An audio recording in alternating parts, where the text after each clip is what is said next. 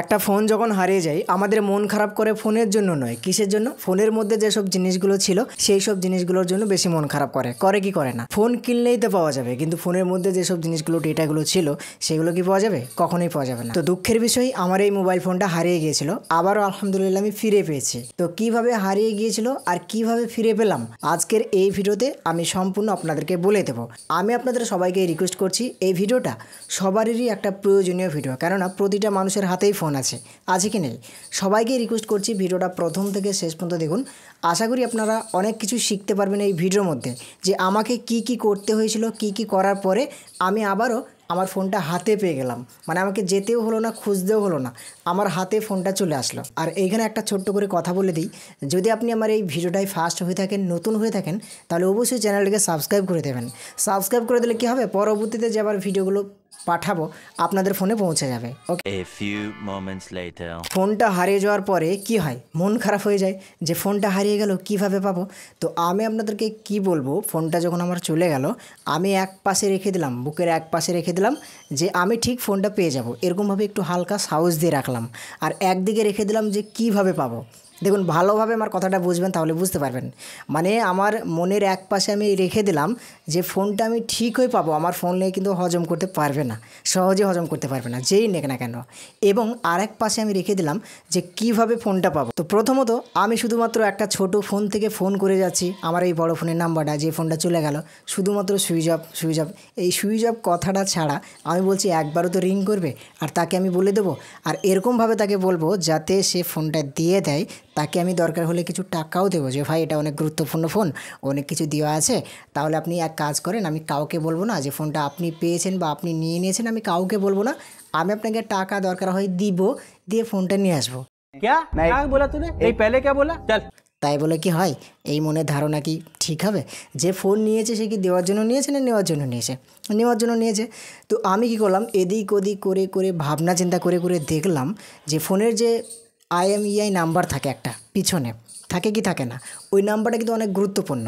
ওই নাম্বারটা সবাইকে মনে রাখতে হবে, আর ওটা কিন্তু অনেক গুরুত্বপূর্ণ নাম্বার। ওই নাম্বার দিয়ে কিন্তু ফোন ট্র্যাক করা হবে, কোন লোকেশনে ফোনটা আছে আর কোথায় আছে সব কিছু দেখা যাবে। তো আমার মাথায় একটা ভাবনা চিন্তা আসলো যে ওই নাম্বারটার কোথায় আছে। আমি ফোন কিনেছিলাম মানে আমার প্যাকেটে লিখে আছে, অথবা সেটা ফোন থেকেও চেক করা যায় যে কীভাবে পাওয়া যায়। তো আমার মাথায় একটা ধারণা আসলো ফোনের প্যাকেটটা কোথায়। আমার মানে একদিকে মানে কি বলবো, আর মানে ভিতরে এমন চেপে যাচ্ছে, আবার একদিকে আমি করে বেড়াচ্ছি যে কীভাবে ফোনটাকে পাবো। ঠিক আছে, তো সব কিছু শেয়ার করছি, আপনারা দেখতে থাকুন। তো প্রথমত আমি ওই প্যাকেটটা খুঁজে বার করলাম। আমি যে ফোন কিনেছিলাম ওই ফোন কেনা যে প্যাকেটটা, মানে ফোনের যে প্যাকেটটা, সেই প্যাকেটটা পেলাম। এবং ফোন যে দোকানে কিনতে গিয়েছিলাম সেই দোকান থেকে একটা স্লিপ দিয়েছিল, সেই স্লিপটাও পেয়ে গেলাম। এবার আমার কানে হালকাভাবে আসলো, মানে এখান থেকে ওখান থেকে কে যেন বলে উঠলো যে এই ফোনটার প্যাকেটটা নিয়ে গিয়ে অথবা তুমি থানায় গিয়ে অথবা তুমি ক্যাম্পে গিয়ে একটা ডায়েরি করো, যে তোমার ফোনটা হারিয়ে গেছে, তোমার ফোনটা অটোমেটিকভাবে তোমাকে দিয়ে যাবে, সে ফোন নিয়েও হজম করতে পারবে না। এই কথাটা শোনার পরে আমার মনের সাথে মিলে গেল। প্রথমত আমি ভাবছিলাম যে IMEI নাম্বারটা দিয়ে কিন্তু ফোন ট্র্যাক করা যায়, আর এই বিষয়ে কিন্তু ভিডিও আগে বানাতাম, ফেসবুকে আপলোড করতাম। তো কি বলবো বন্ধুরা, ফোনের প্যাকেটটা নিয়ে আমি চলে গেলাম কোথায়? ওই ক্যাম্পে। এবার ক্যাম্পে যাওয়ার পর আমাকে যে কাজটা করতে হয়েছিল, কিভাবে ফোনটা চলে গিয়েছে, কিভাবে হারিয়ে গেছে, ওই ব্যাপারে একটা কাগজে ডায়েরি করে সেটা ক্যাম্পে জমা দিতে হবে, তাই না? আপনি যে ক্যাম্পে যাবেন অথবা পুলিশ স্টেশনে যাবেন, সেখানে কি বলে যাবেন? সেখানে আপনি কিসের জন্য যাবেন? যে আপনার কোনো একটা প্রবলেম নিয়ে যাবেন, হয়তো সেটাকে আপনাকে করতে হবে, বা একটা আপনি হয়তো সমস্যায় পড়েছেন সেটা সমাধান করার জন্য যাবেন, তাই না? তো আমি যে সমস্যাটা পড়েছি সেটার ব্যাপারে লিখতে হবে। তো আমাকে সুন্দরভাবে গুছিয়ে গাছিয়ে যেটা হয়েছিল, একটা দরখাস্ত লিখলাম। লেখার পরে থানাতে গিয়ে অথবা ক্যাম্পে গিয়ে সেটাকে জিডি করলাম। জিডি মানে হচ্ছে জেনারেল ডায়েরি, ঠিক আছে? তো আমি জিডিটা করলাম। করে আসার পরে কি বলবো আপনাদেরকে, ফোনটা তো নিয়েছিল আমার কাছের মানুষ, যে মানুষটা ফলো করে, যে মানুষটা আমাকে দেখে, হয়তো ভেবেছিল একদিন যে এর ফোনটা আমি কবে নিব, কবের কাছ থেকে ছিনিয়ে নেবো, সেরকম ধরনের একটা মানুষ কিন্তু আমার ফোনটা নিয়েছিল। এবার আমি যে থানায় গেলাম, থানায় গিয়ে ডায়েরি করলাম, সব কিছুই কিন্তু সে কোথায় থেকে দেখছে, ব্যাকগ্রাউন্ড থেকে দেখছে বা বুঝতে পারছে যে এ থানায় যাচ্ছে, ডায়েরি করছে, মানে ভিতরে একটু না হলে ভয় হচ্ছে। এবার আমি এটাও বলে যাচ্ছি, মানে আমার একটু হালকা একটু সন্দেহ ছিল। তো তারপরে আমি সেই সন্দেহটাকে আমি প্রকাশ করছি মানে আমি বলে দিচ্ছি যে দেখো আমি এরকমভাবে যাচ্ছি, এটা কিন্তু যদি ফোন সুইচ অফ করাও থাকে তারপরেও কিন্তু ফোন পাওয়া যাবে, ফোন যদি ফোনের সিমগুলো বার করা থাকে তারপরেও কিন্তু ফোন পেয়ে যাবে, ঠিক আছে। এরকমভাবে আমি কিন্তু বললাম। তারপরে আমি ওই কাগজটা নিয়ে, ওই স্লিপটা নিয়ে, ওই জিডিটা নিয়ে স্যার অথবা ম্যামদের কাছে গেলাম। ওখানে গিয়ে বললাম যে এই ব্যাপার স্যার, আমার একটা ফোন হারিয়ে গেছে, এই নিয়ে একটা জিডি করলাম। তো বলছে ঠিক আছে আপনি এটা রাখুন, আমরা দেখছি। তারপরে রেখে চলে আসলাম। আর ব্যাপারটা হয়েছিল আসরের পর, মানে 3টের পর, ঠিক আছে।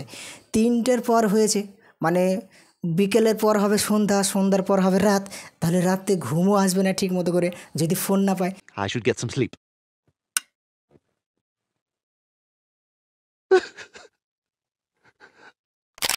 তো সন্ধ্যা হয়ে গেল আর এদিকে মাথায় এপাক ওপাক ঘুরছে, কী করে পাবো অত ডাটা, মানে সব কিছুই আছে। আর আমি এমনই একটু বোকা টাইপের হয়ে গিয়েছিলাম যে আমার জিমেল আইডি, মেল আইডি কিছুই আমার মনে ছিল না, কোনো কিছু কোথাও লেখাও ছিল না। তো আপনারা আশা করি আপনারা বুঝতে পারছেন আমার কথাগুলো কী কী করতে হবে। তারপরে আমি বলে দিচ্ছি, অবশ্যই আপনাদের জিমেল আইডি অথবা পাসওয়ার্ড এগুলো আপনারা লিখে রাখবেন, এবং যে ফোনের যে ঠোলটা সেই ঠোলটাও আপনারা যত্নে রাখবেন। তো আমার তো এগুলো কিছুই মনে নেই, অন্য সময় আমি অন্যদেরকে মনে করাই, আর আমার নিজেরই মনে নেই। জিমেল আইডির কোনো পাসওয়ার্ড মনে নেই, জিমেল আইডিটা হালকা হালকা মনে আছে কিন্তু পাসওয়ার্ডটা আমার নিজেরই মনে নেই। এবার আমি তারপরে ভেবেছিলাম যে না, ফোন আমি ঠিকই পাবো, ঠিকই একদিন পেয়ে যাবোই যাবো, এরকমভাবে আমার মনে কিন্তু এক সাইডে ছিল, সাহসী ছিল, আর এক সাইডে কীভাবে পাবো এটা নিয়ে আমার দ্বন্দ্ব ছিল। এবার বাড়ি ফিরে আসার পরে কি হয়ে গেল, রাত হয়ে গেল। এবার রাত্রে ঘুমাতে তো হবে তাই না, একটা মানুষের যদি ফোন হয়ে যায় বেসিক্যালি নর্মালি অবস্থায় কী হবে, একটু মানে কখন ফোনটা পাবো, আমার ফোনটা হারিয়ে গেল, মানে বিভিন্ন ধরনের চিন্তা টেনশন কী হবে অটোমেটিকভাবে ঢুকবে তাই না, ভিতরে ঢুকবে। তো সেইগুলোকে আমি অ্যাভয়েড করার চেষ্টা করছি। তারপরে মনে পড়ছে যে এত কিছু ফোনটাতে আছে, ফোনটাই তো সব, মানে এরকমভাবে ভাবছি যে ফোন বাদ দিয়ে যদি অন্য কিছু চলে যেত কোনো ব্যাপার ছিল না। আর ফোনটা কিনেও পাওয়া যেত, কিন্তু ফোনের মধ্যে যেসব জিনিসগুলো আছে ওইগুলো পাবো কী করে, মানে একটা পার্সোনাল ফটো আছে, এমন একটা ফটো আছে, এই ফটোটা কোথাও পাওয়া যাবে না সেই ফোন থেকে ছাড়া, তাই না। তো এরকমভাবে ভাবনা চিন্তা হচ্ছিলো। তো এবার আমি কি করলাম, রাত্রে দেখছি ঘুমিয়ে পড়েছি, ঘুমানোর পর দেখছি হঠাৎ করে ঘুম ভেঙে গেছে। আর পাশে একটা আমি ফোন রেখেছিলাম সুইচ ফোন, সেই ফোনটা থেকে যখনই ঘুম ভাঙছে তখনই ফোন করছি ওই নাম্বারে, আমার নাম্বারটা দেখি রাত্রের মধ্যে তো সুইচটা অন করতে পারে, তাই কি অন করে, আর যখনই ফোন করছি তখনই সুইচ অফ। এবার কি হলো, এইভাবে রাতখানটা কেটে গেল, তারপর দিন সকাল হয়ে গেল।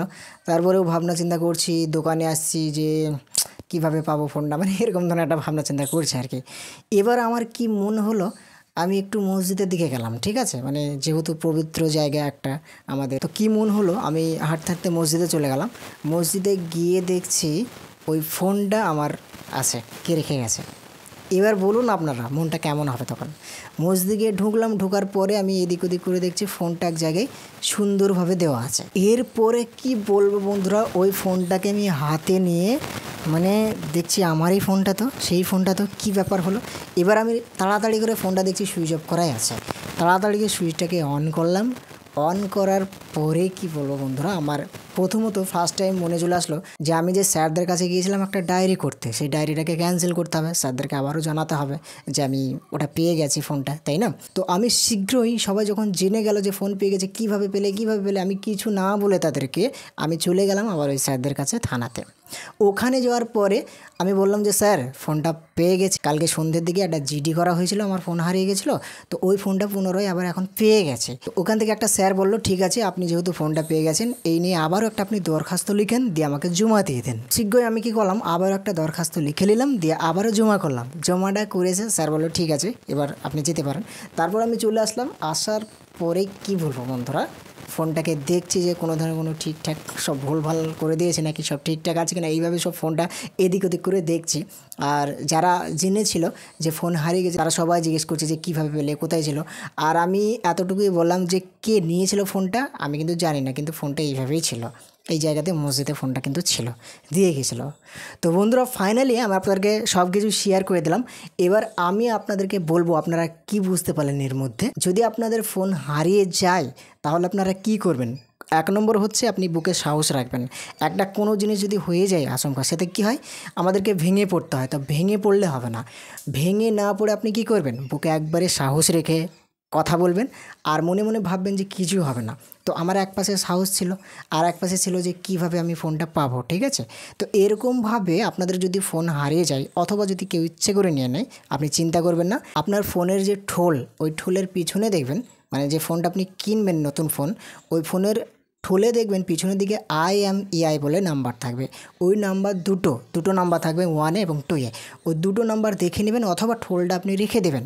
পরবর্তীতে যদি আপনার ফোনটা কোথাও থেকে কোনো কিছু হয়ে যায়, হতে পারে সেটা বাসে থেকে, হতে পারে সেটা ট্রেনে থেকে, যেখান থেকে হোক না কেন, আবার হতে পারে আপনার বাড়ি থেকে, যেখান থেকে হোক না কেন, আপনি ওই IMEI নাম্বারটা অথবা আপনি যে দোকান থেকে ফোন কিনবেন সেই ফোনের দোকান থেকে যে স্লিপটা দেওয়া হয় ওই স্লিপটা নিয়ে এবং আপনার ফোনের ওই প্যাকেটটি নিয়ে চলে যাবেন ডায়েরি করতে। সেখান থেকে যদি আপনি ডায়েরি করে দেন তাহলে যে ফোনটা নেবে তার মধ্যে একটা, যদি আপনাদের কাছের মানুষ হয় তাহলে তার মধ্যে একটা ভয়ঙ্কর সৃষ্টি হবে, সে অটোমেটিকভাবে ফোনটা দিয়ে যাবে। তো আমার যে ফোনটা নিয়েছিল একবারে পাশেরই, তো সেখানে গিয়ে একটা জিডি করবেন। জিডি করার পরে দেখবেন আপনার ফোন 1 মাসে হোক আর 2 মাসে হোক আর 3 মাসে হোক ঠিক আপনি ফোন পেয়ে যাবেন। এবং যে ফোনটা ইউজ করবে তাকে ওই ফোন কখনোই শান্তিতে ঘুমাতে দেবে না, সে কখনোই ফোনটা ইউজ করতে পারবে না, একের পর এক সে ফাঁসতে থাকবে। ঠিক আছে, তো আশা করি আপনারা অনেক ক্লিয়ারভাবে, অনেক সুন্দরভাবে বুঝতে পেরে গেলেন। আমার যে ব্যাপারটা আমি আপনাদেরকে পুরো ক্লিয়ারভাবে বুঝিয়ে দিলাম। ভিডিওটা দেখে যদি একটু ভালো লেগে থাকে অবশ্যই একটা লাইক করে জানাবেন, এবং যদি আপনি চ্যানেলে নতুন হয়ে থাকেন চ্যানেলটাকে সাবস্ক্রাইব করে পাশে থাকবেন। ভিডিওটা অনেক লং হয়ে যাচ্ছে, যার কারণে আমি এখান থেকে ভিডিওটাকে ফিনিশ করছি। দেখা হবে আবারও নেক্সট ভিডিওতে।